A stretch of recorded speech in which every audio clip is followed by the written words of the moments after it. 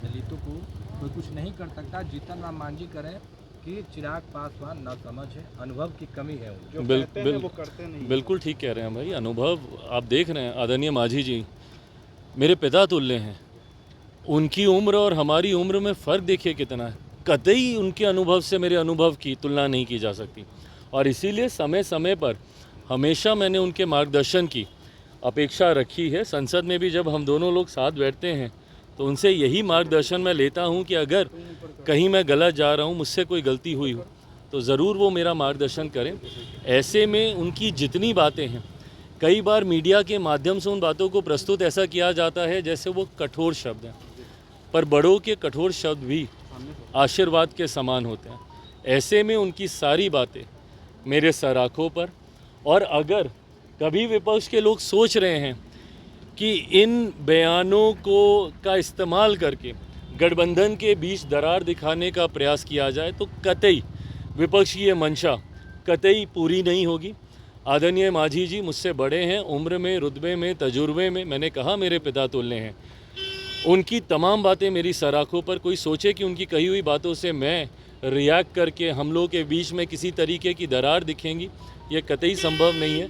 पूरी एकजुटता के साथ हैं, और उनके अनुभव का लाभ मुझे मिले, ये आशीर्वाद मैं उनका जरूर चाहूँगा। राहुल गांधी इलेक्शन कमीशन पर सवाल खड़ा किया। उन्होंने महाराज चुनाव को लेकर के भी वोटर लिस्ट में जिस तरीके से उन्होंने बयान दिया था, बिहार में भी इलेक्शन कमीशन को लेकर के बयान दिया। ये जैसा मैंने कहा कि ये लोग बहाना पहले से ही तैयार कर रहे हैं। और दूसरा, मेरी चिंता इस बात की कि किस अराजकता में आप जीना चाहते हैं भैया। आपको किसी व्यवस्था पे आपको यकीन नहीं है, किसी कॉन्स्टिट्यूशनल पोस्ट को आप रिस्पेक्ट नहीं करते, किसी कॉन्स्टिट्यूशनल अथॉरिटी बॉडी को आप रिस्पेक्ट नहीं करते, किसी संगठन पे आपको विश्वास नहीं है, किसी व्यवस्था पे अगर आप विश्वास ही नहीं रखिएगा, आप हर व्यवस्था, हर ऑर्गेनाइजेशन को आप कहते हैं कि ये तो सरकार के पपेट बने हुए हैं, सरकार के पपेट बने हुए हैं, जबकि आपको याद होना चाहिए कि सबसे पहली बात सीबीआई किसी का तोता है, ये शब्द का इस्तेमाल यूपीए की सरकार के दौरान किया गया था। आपकी नाराज़गी हो सकती है, वो मैं समझ सकता हूँ, आपकी चिंताएं हो सकती हैं, मैं वो भी समझ सकता हूँ, पर उसके लिए उस पूरे सिस्टम को आप नकार दें, उस पूरी व्यवस्था को आप नकार दें, ये कतई सही नहीं है।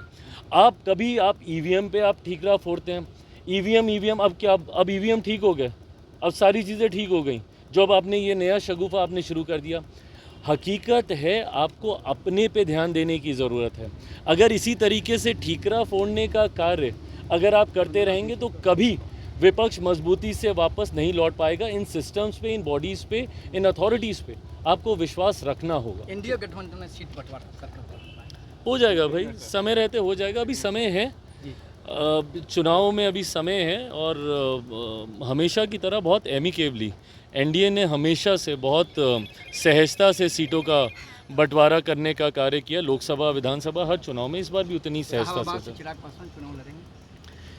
पार्टी समीक्षा सर्वेस करा रही है, समय समय पर मुझसे भी ये जानकारी साझा की जाती है, पर मुझे लगता है कि एक बार अंतिम जब पूरी तरीके से जब ये समीक्षा हो जाएगी, अंतिम फैसला पार्टी का केंद्रीय संसदीय बोर्ड लेगा। जब एक बार औपचारिक प्रस्ताव राज्य इकाई से जब केंद्रीय संसदीय बोर्ड के पास आएगा, उसके बाद ये अंतिम फैसला लेगा।